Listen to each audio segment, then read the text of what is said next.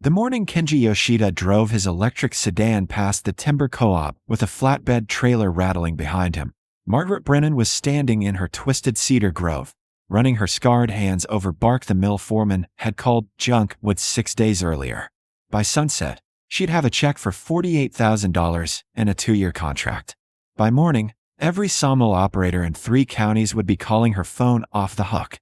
4 months before that November day, Margaret had walked into Cascade Timber with her first harvest proposal since her husband's death. The cedar grove had been Drew's project. 62 trees planted 30 years ago on the rocky hillside nobody else wanted, eastern red cedar that grew twisted by wind and slope into shapes that made the county extension agent shake his head every time he drove past. "You really bringing those in?" Dale Munson asked. He'd been mill foreman for 18 years, had bought timber from Drew twice before the cancer. His office smelled like sawdust and burnt coffee. Margaret set the harvest plan on his desk. "Ready this fall." Dale flipped through it, his face doing that thing men's faces did when they were preparing to deliver bad news gently. "Maggie, these trees." Drew knew they were never gonna mill standard. "The twist in that grain, it's throughout. You can see it in the bark pattern. I know what's in them. You'd get maybe 30% yield. Rest is waste. With straight cedar going for $280 per 1,000 board feet, I can offer you maybe 75. And that's generous." She'd expected this, had steeled herself for it. But hearing it still felt like a hand pressing on her chest. "These are old growth quality. Tight rings. No rot. Don't matter if I can't mill them without the boards warping off the blade." Dale's voice went softer. "Look, I know you need the income. Drew's medical bills, people talk. Maybe take that south section instead. Those Douglas firs would bring real money. The firs aren't ready. And the cedar isn't usable." She met his eyes. Drew had taught her this too, when to hold ground. "I'll get another bid." Dale sighed. "You can try, but every mill in the region's gonna tell you the same thing. Twisted grain is twisted grain." At Willamette Valley Timber, Jim Costa didn't even look at the full proposal. At Northwest Lumber, they offered $50 per 1,000 firewood prices. By August, Margaret had called every operation within 100 miles. The answer was always the same. Too twisted, too difficult, too risky. Her daughter Sarah called from Portland that night. "Mom, just sell the firs. Please. I can help with the property taxes if I'm not selling the firs. You're being stubborn about Dad's trees. I get it. But they're not worth anything if nobody will buy them." Margaret looked out her kitchen window at the grove on the hillside, the way evening light caught in the twisted branches. They're worth something. To who? She didn't have an answer. September brought the first payments due on Drew's medical debt, the bills the insurance hadn't covered, the experimental treatments they'd mortgaged the land for. Margaret worked 3 shifts a week at the feed store, sold eggs from her chickens, cut every expense to nothing. It wasn't enough. The bank sent a letter. Polite. Professional. Noting the missed payment. Offering assistance programs. Mentioning foreclosure timelines in language that pretended to be helpful. At the feed store, Carol Brennan, Dale's wife, no relation despite the shared name, touched Margaret's arm while ringing up chicken feed. "Honey, Dale told me about the cedar. He feels terrible, but he can't buy what he can't use." "I know. Have you thought about his suggestion? Those firs are prime." The firs weren't Drew's project. Carol's face softened. "Drew's gone, sweetheart. You've got to be practical now." Margaret loaded the feed bags herself, waved off the high school kid who offered to help. Practical. She'd been practical her whole life. Practical was what kept you small, kept you safe, kept you from trusting that 30 years of careful cultivation might mean something beyond standard mill metrics. That night she sat at Drew's workbench in the barn, running her hands over the sample boards he'd cut 5 years ago. Test pieces showing the cathedral grain patterns hidden in the twisted growth, the way the spiral created depth and movement no straight-grained wood could match. "They don't see it," she said to the empty barn. "Nobody sees it." Drew had believed the wood would find its purpose, had believed someone would understand what the twist created rather than what it complicated. But Drew had also believed the cancer would go into remission, that they'd have more time, that faith and work were enough. Margaret pressed her forehead against the cool wood. The property tax deadline was 6 weeks away. The mortgage payment, 8. The medical bills kept coming, small ones now, the aftershocks of disaster, but steady as rain. She could sell the firs, put her pride away, Let the cedar grove stand another decade until she was too old to care. Cut her losses. Be sensible. Her phone buzzed. Unknown number. Portland area code. Mrs. Brennan? My name is Kenji Yoshida. I'm a furniture maker. I saw your timber listing on the specialty hardwood forum. Someone shared it as an example of what mills won't touch. He paused. I'd like to see your cedar. Kenji arrived on a Thursday morning in October, his sedan looking out of place on the gravel road, pristine and foreign next to the farm trucks that usually climb this hillside. Margaret met him at the grove entrance, her canvas work jacket stained with pitch, her gray hair pulled back practical and tight. He was younger than she'd expected, maybe 40, neat beard, expensive-looking glasses, hands that didn't match his careful clothing. Those hands had scars. Work scars. Mrs. Brennan. He bowed slightly, offered his hand. Thank you for meeting with me. You came a long way to look at junk wood. He smiled. I came a long way to see what everyone else is too afraid to touch. They walked the grove together. Kenji stopped at each tree, running his palms over the bark, stepping back to examine the spiral growth pattern, taking photos with a professional camera that probably cost more than her truck. He didn't speak much, just observed with the intensity of someone reading a language Margaret had thought only Drew understood. At the oldest tree, a massive cedar Drew had called the grandmother. Kenji stood silent for a full minute. Your husband planted these? He finally asked. 30 years ago. Everyone said this hillside was too rocky, too wind-exposed. Said cedar wouldn't take. He knew the wind would shape them. It wasn't a question. Margaret felt something catch in her throat. Yes. And he knew what that shaping would create in the grain. He hoped. Kenji turned to her.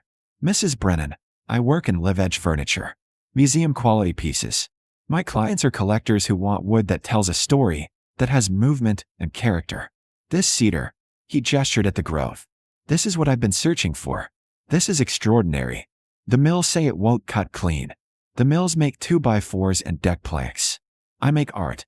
He pulled out his phone, showed her photos of his work, tables where the grain flowed like water, cabinets where the wood seemed to spiral upward, pieces that made Margaret's breath catch. This is what twisted grain can become. But I need the right wood. And this is the right wood. What are you offering? He named a price. Per tree, not per 1,000 board feet. Margaret did the math in her head twice, certain she'd misheard. That's more than, that's what it's worth. To me. To my clients. To anyone who understands what your husband created here. Margaret sat down on a stump, her legs suddenly unreliable.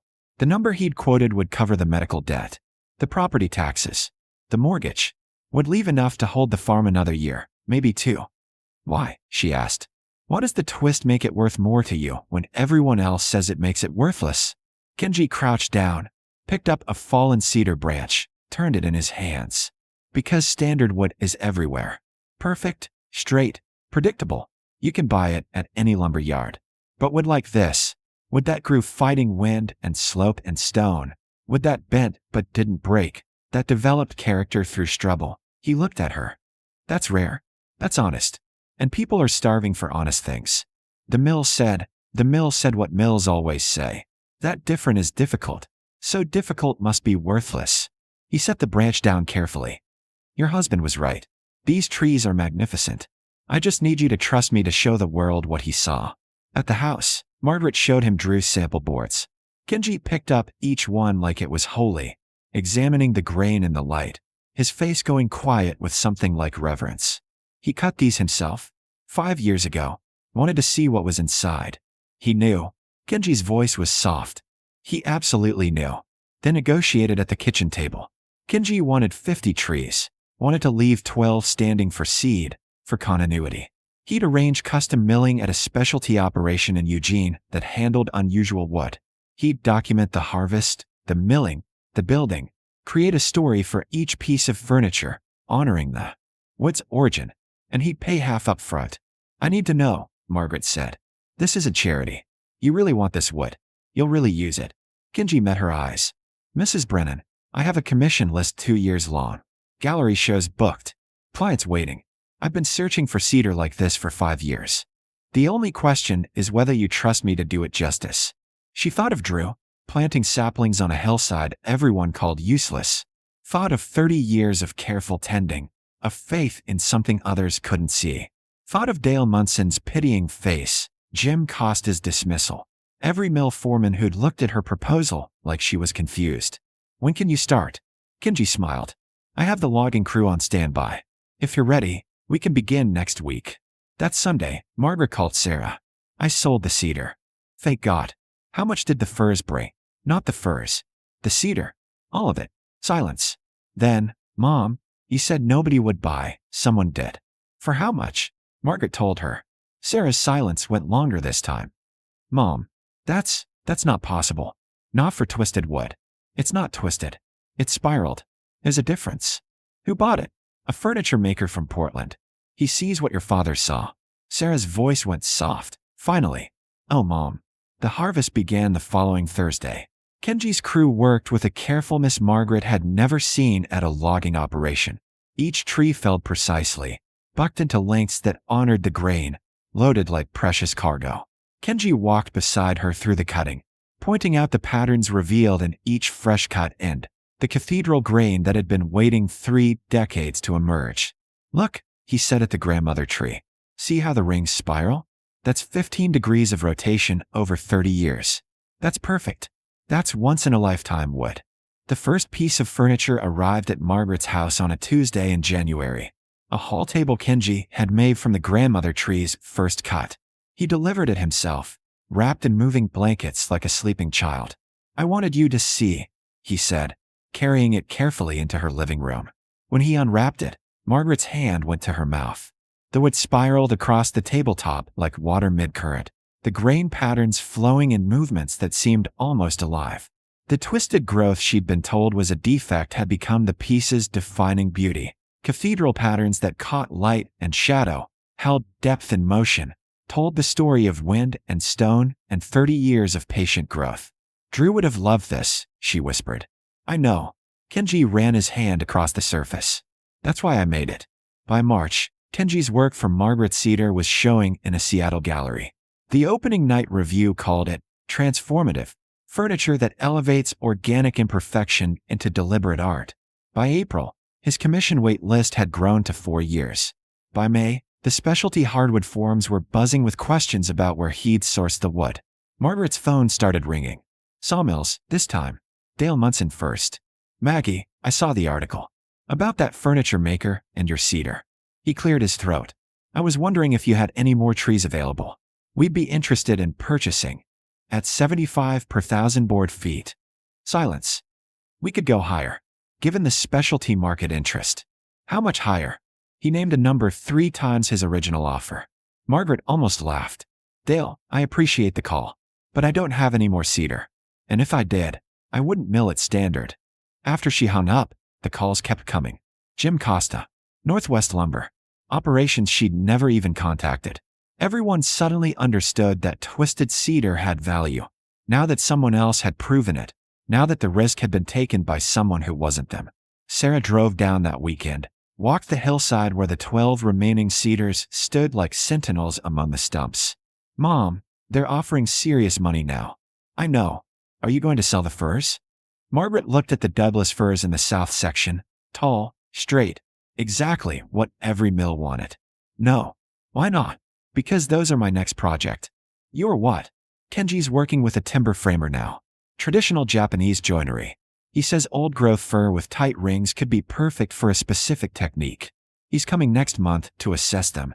Sarah stared at her. You're serious? I'm learning. Margaret touched the bark of the nearest cedar, the 12 she'd left standing at Kenji's request. For 30 years, I did what your father did. Tended what everyone else called worthless. Trusted what I couldn't yet prove. Now I'm going to keep doing it. But my way. By summer, Margaret had contracted with a sustainable forestry consultant. She was converting 20 acres to experimental hardwood cultivation. Species everyone said wouldn't grow in the Cascade foothills, growth patterns that violated standard timber practices. She'd hired 2 forestry students for the summer, young women who wanted to learn alternative methods. She'd paid off every medical bill, refinanced the mortgage, established a maintenance fund that would carry the farm another decade. At the county fair in August, the agricultural extension agent stopped by her booth. She was displaying photos of Kenji's work, talking to young farmers about specialty timber markets. Margaret, "I owe you an apology," he said. "For what?" "For every time I drove past your cedar and thought Drew was wasting his time." He looked at the photos. "I couldn't see past standard market metrics. Most people can't." "How'd you know?" "How'd you know to hold out for the right buyer?" Margaret thought about it. About Drew planting saplings on a rejected hillside. About 30 years of work everyone dismissed. About the morning she'd almost sold the furs. "Just to be practical. I didn't know," she said finally. "I just refused to believe that what Drew saw was wrong." Sometimes faith isn't about knowing. It's about not letting other people's limitations become your own. That fall, Architectural Digest ran a feature on Kenji's work. The photos showed 6 pieces made from Margaret cedar, furniture that museums were acquiring, that collectors bid on, that represented a new direction in studio furniture. The article mentioned Margaret by name, called her grove a paradigm of patient cultivation meeting artistic vision. The morning the article published, Margaret walked up to the 12 remaining cedars. They'd grown another year, twisted another degree, deepened their patterns. In 20 years, maybe 30, they'd be ready. She'd be in her 80s by then, if she was lucky. Might not be around to see them harvested, but someone would. Someone who understood what patience and faith could create when you refuse to let the mills, literal or metaphorical, tell you what had value. Her phone buzzed. A text from Kenji. "Thank you. For trusting me. For trusting your husband. For showing me what's possible when someone has the courage to grow beauty in their own way." She texted back, "Thank you for seeing it." That evening, Margaret sat on her porch with tea and Drew's old forestry journal, making notes about the fur assessment, planning the next experiment. The twisted cedars stood dark against the sunset, their shadows long across the hillside that everyone had once called useless. The mill had said her cedar was too twisted. The mill had been wrong. Not because the wood wasn't twisted, it was, magnificently so, but because they'd mistaken complexity for defect, character for flaw, patience for foolishness. Margaret Brennan had learned what her husband had known, that sometimes the most valuable things are the ones that refuse to grow straight, the ones that bend and adapt and develop their beauty through struggle, the ones that wait decades for someone wise enough to see what they truly are. She closed the journal and watched the light fade. Tomorrow, 3 forestry schools were sending representatives to study her methods. Next month, a documentary crew. In the spring, Kenji was teaching a workshop on her property about sourcing specialty wood.